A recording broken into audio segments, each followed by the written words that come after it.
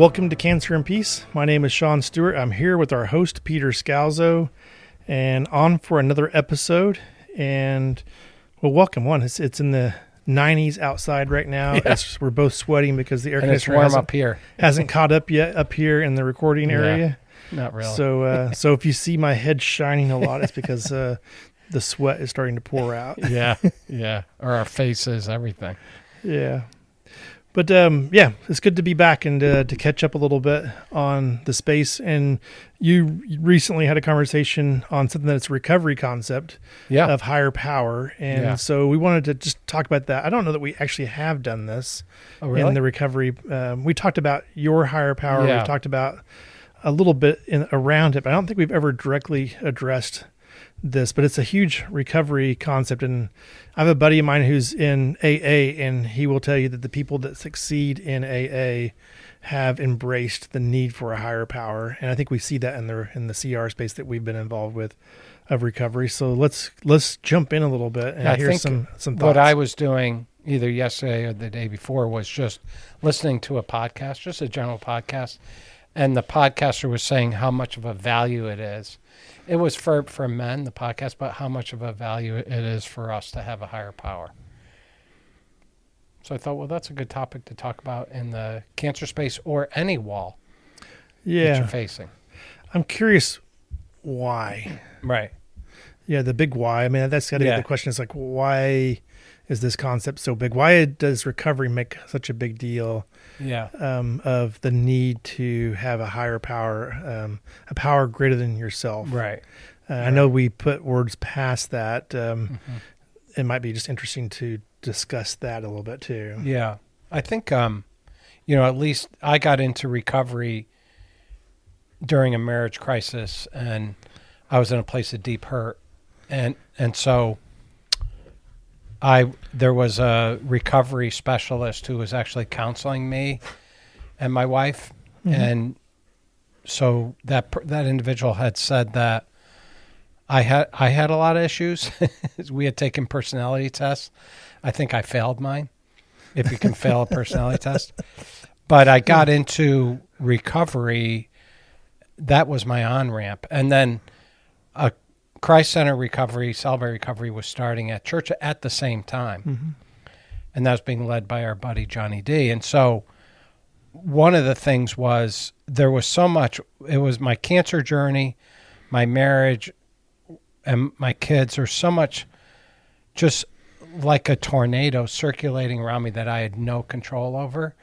And so I had to acknowledge that I was powerless over what was going on. I could make choices about the doctor, the hospital, whatever that I would be going to, and I could make choices about what do I want to do with my marriage, those kinds of things. But I was powerless to control the circumstances around me. It's not just the circumstance, the people, the outcomes. The outcomes, yep. Yeah, I think that's because in cancer, the outcome is kind of what you're thinking about, right? Yeah. A lot of times it's I'm powerless to control the outcome. I can control some of the variables that are going into the model. Hey, what treatments I agree to take or to not do any treatments. Right. I have some agency or control in that space, but you are completely powerless of the outcomes. Yeah. And you're right. And then the people around you, you're really, and the truth is you're powerless over how they're going to interact with you also. Yeah. And 2 years after, or maybe a year after that point that I started recovery, which for me, I didn't think that a 12-step recovery program would apply because I was not like an addict, like in the sense of drugs and alcohol, that kind of thing.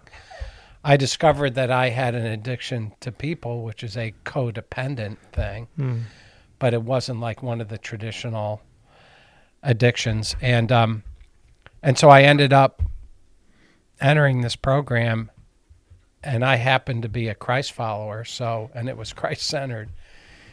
And so in CR, Christ became my higher power. That's so good. Yeah. Yeah, I would think one of the things I was thinking about, we put words with that, powerless to do the right thing, and the need to be restored to sanity. Yeah. And so that's something that sticks out to me as I'm thinking about this concept, is that we can't get to sanity on our own. Right. And so it does require a higher power than what we're bringing in for our own insanity and recovery. But I think that's a life concept, is that people who think that they're taking on life as a Lone Ranger are generally working from a place of delusion, because we are communal beings. We were made to be communal beings, and I know there's a lot of people that will think about their world and think that they are self-made men or women, but the truth is that they rely on a lot of people around them, and we know ultimately we rely on God for our very next breath. That in a blink, that can be taken away too. Yeah, I think I'll speak for myself, that I thought I had control over my life, the people in it, my health, everything. And then in 2015 at my 14th surgery, where it became metastatic, and then the Sloan Kettering, the news was there's a 5% chance for you to live a year. So it's like, no, I am totally out of control. Doesn't matter what I think. How am I going to respond? And through my desperation and through the darkness of that moment, I eventually crawled into the lap of Jesus to say, just help me. And he did. We've done a lot of paralleling cancer and recovery here. Yeah. And to me, as I was just listening to what you're saying, an addict and a cancer patient, I think the world wants to put those as two separate categories, and that there's no parallel. And I would guess most cancer patients would probably think of it that way too. On the surface, well, I'm not an addict. And I think that it might be that most people would say about an addict, well, they did that to themselves. I didn't do cancer to myself necessarily. It might be bad habits, who knows, that brought cancer your way. But most cancer people would say, hey, I didn't do that. But a lot of people would put addicts in that space. How do you think about that as somebody who has been kind of in both spaces, not an addict, but an addict in a different way, as somebody, a recovery person from hurts, habits, and hangups is the word that we would use in CR. I mean, I think that's a great point and a great parallel. I mean, I've taken oxycodone after surgeries before, right? I take what's prescribed, I'm done. I know people that took one pill and that was it. They were off to the races. When they couldn't get them from the doctor anymore, they went to street drugs or even alcohol. I can have a beer or a glass of wine. Some people, they can't stop at one. It's just, it's this tremendous, what do you want to say, hunger, desire, whatever, like almost like this huge monster on their backs. And so I think addicts understand what it means to feel powerless. Well, let me counter that for a second, and then agree with you. But I'm going to put the counter out there slightly different, and that is the way I think about it in the moment. And I know we haven't gone way deep on this, but just as I think about where we're at and what I see in addicts is most of the time, the things that we're talking about, yes, we take drugs, or addicts take some form of something to deal with the situation. So for a patient, as you said, you may take a certain drug for pain, or even for, whatever reasons. I won't even try to over-categorize that, but that can be addictive, and certain people are more that drug can become more addictive than others. And I think what we would see is that the basic pattern in recovery is people have taken all forms of coping items that are to deal with an underlying issue, an underlying hurt or problem or something in their life. And the parallel I want to draw is control.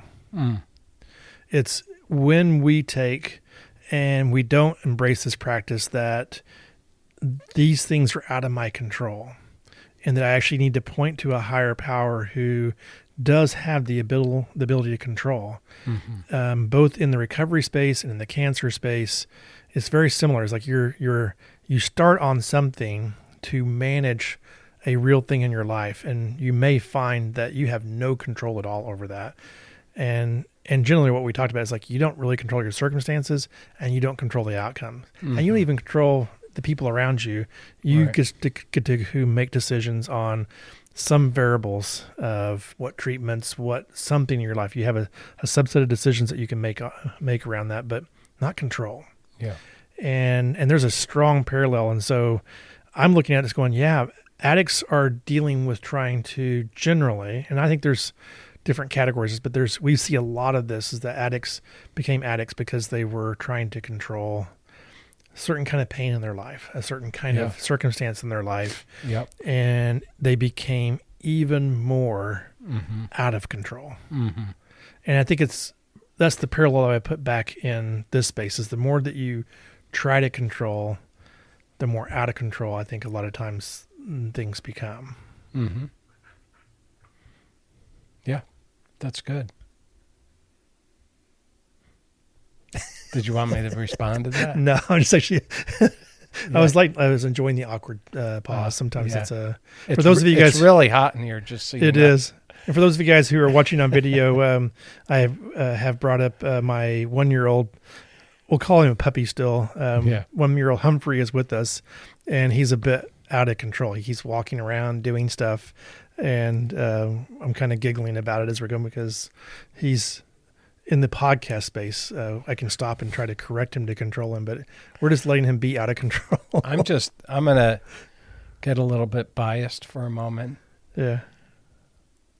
So a bunch of programs they emphasize that your higher power can be anything. We're not talking about dogs anymore. No, Okay, sorry. interesting. We're back to the topic. Okay, fine.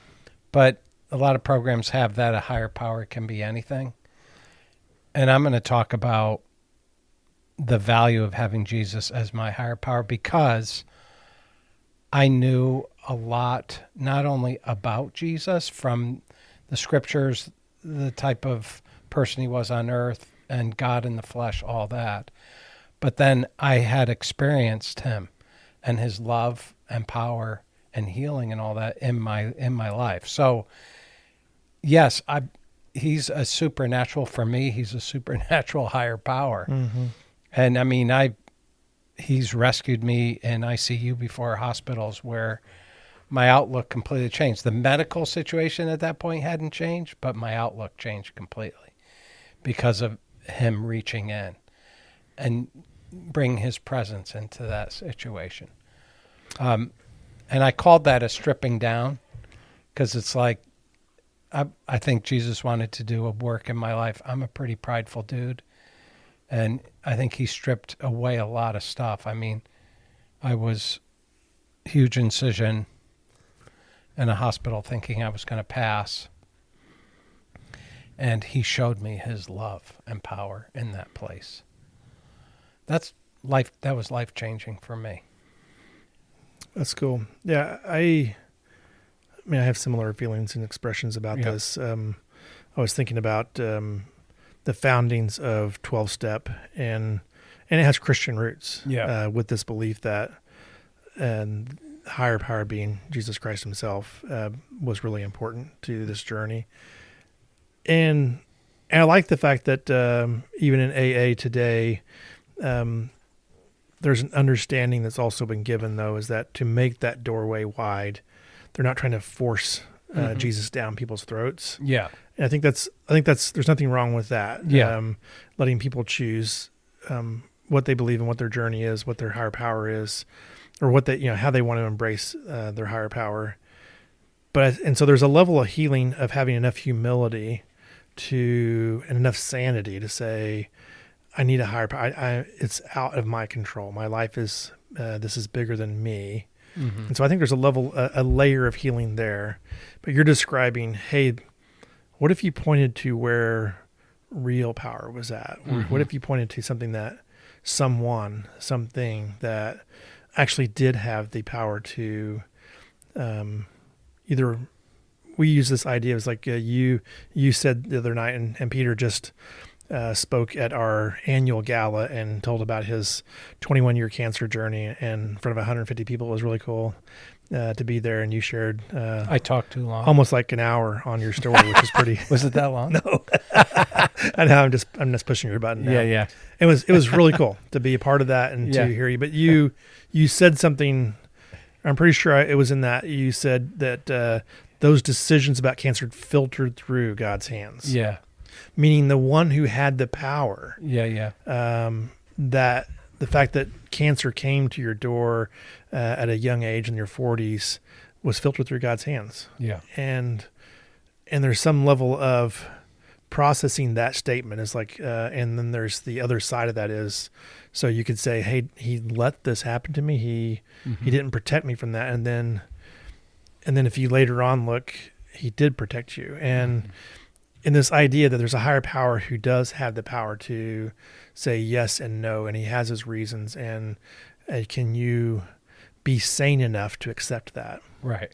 That's what the sanity of that is, I think, what we're talking about. And it's a really comforting place to know that if that higher power is truly good, then the second step, that you matter to God. Yeah, that you matter. Yeah, that's important. Yeah. Yeah.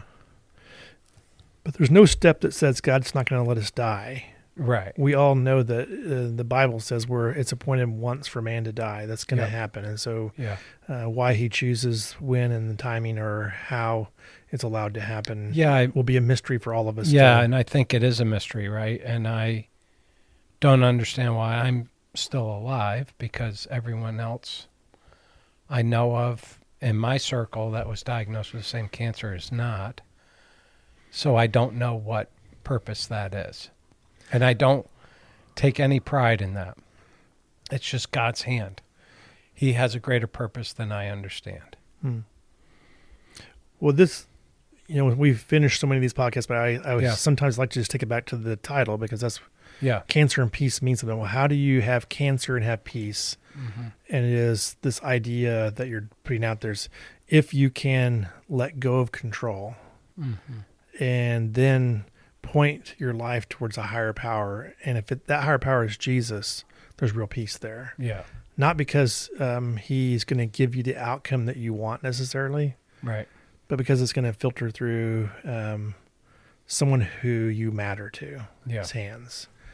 And that's a lot of peace in that. There's a lot of comfort in that. There's a lot of joy in that even, that you matter to him. Yeah. This higher power. And insanity can be chasing everything, trying to control, and there's no peace there. Yeah.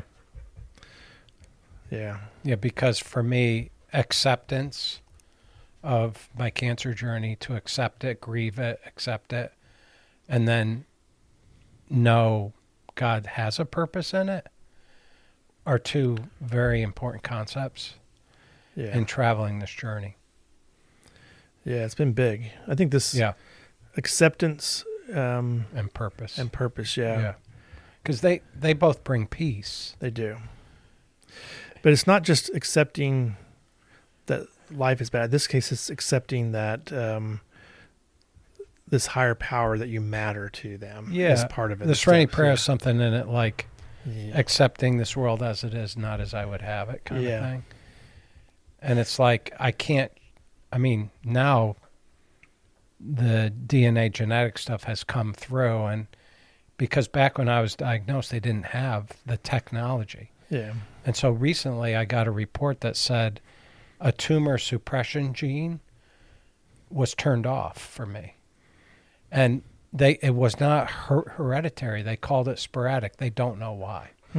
But this thing inside of my genes was turned off, which allowed the cancer to become a very aggressive cancer. But then, because it was so aggressive, when they fine-tuned my immune system, it knew exactly where to go. Yeah. So they're like, my surgeon talks about my case around the world. He says, he ends with it. I just was with him. He said, my last slide is Peter, who's 9 years post-hospice. But the concept of I didn't think I was going to live many times in the journey, and I was sent home to do hospice. And sitting and acceptance in those places is really hard because it's filtering through sadness and fear, right? And even anger, bargaining, denial, the whole bit. But trying to get to a place with grieving of just accepting that I have no control over the outcome, like you said. Yeah. But now I've come to understand that God has a purpose. Like, I've been with several people who have passed because of cancer, and it was amazing to see God's hand in the whole thing. Yeah. All these lives, every life has purpose. Yes. And that's part of the accepting the higher power that and part of this ministry here. Every life has purpose, including special needs people, whoever. Yes. Because that's what CBF does. So, yeah, I've really embraced this. It's something I've been thinking about a lot in our current environment. Is we're human beings. We're valued. We have a purpose. We're not human doers, though. Mm-hmm. We're human beings. And if you've been around special needs ministry, there's a lot of people that struggle with doing things that are the world views as significant. But their life is still significant as human beings. And if you spend a little time there, you find that significance with them, and it's real and meaningful, and it has little to do with what the doings that are going on around us. And so, and I think that fits in with where we're at. You may be in a cancer journey. You had your law practice years turned off, and for some people that would have devastated them to the point of, and I lost value. My marriage, and I ended up in an 800 square foot apartment for almost 5 years. That was stripped down. Yeah. Yeah. So it's those things that I used to think I needed, right, to make me whole. I found out that I did not need to make me whole. Well, it's pretty cool, this higher power concept. I think it's an important one, and without it, you may not be able to find recovery. I think what I'm hearing from the recovery space is without it, you can't. Right. I don't want to be too dogmatic in the cancer space, but I do think that there's a strong parallel here that we've explored a bit today, and hopefully others have got something out of that too. Yeah, I mean, I'll just end with, I remember when the medical industry didn't have any response for me. I was in a place of being sent home with a big tumor. What do we do? There was no response. And then just keep on turning it over, surrendering it. And then months later, out came this immunotherapy for my particular case. And it happened to work. Yeah. Whatever small percentage that was. To the point where my doctor was yelling in his office, the tumor's gone. And I'm saying, wow, immunotherapy. And he's saying, immunotherapy, nothing. This is God. So God's going to show up in some way, right? Yeah. Isn't it funny how easy it is to lose sight of that, too, this concept so quickly. And but as you told the story, even you told this story the other night, I think that struck home. Yeah. Yeah. It did with me again. So well, it's like, why am I still here standing before you? I better just explain that quickly, even though time was out and you kept looking at me. Yeah, I know. I was a rebellious speaker, I'll tell you what. I had like a little attitude, like I'm going to keep on talking. There was some rebellion. I was on a roll. Yeah. So Peter has a rule that this is our 5th gala that we've done for our organization, and Peter was the architect of this concept, and so he set out a set of rules, and one was that we start on time and we end on time, and we had religiously followed these rules. And until me. This last gala, we had a speaker that went long, this guy, and we went long for the first time. Yeah. We broke the rule. So and the point of my talk was learning how to die is learning how to live. The value of the clarity that comes with being told you're going to die. Yeah. It was a great share. And so nobody left, and I don't think there were people who were... no one left, like walked out of it. Nobody walked out, yes. Nobody walked out on you, and And I heard so many people that were connected to what you shared. So Yeah, it was really good. good. So there's Yeah. purpose goes back to the purpose. So, Yep. well, thanks for today. Thanks, Sean. I hope you guys got something out of this concept, Yeah. this higher power concept, and thanks for listening. It's got to be like 80 degrees in here, isn't it? Easily. Yeah. Well, this is us talking from a hot sauna kind of place With a dog running around us. with Humphrey running around. All right. Thank you. Thank you. Blessings.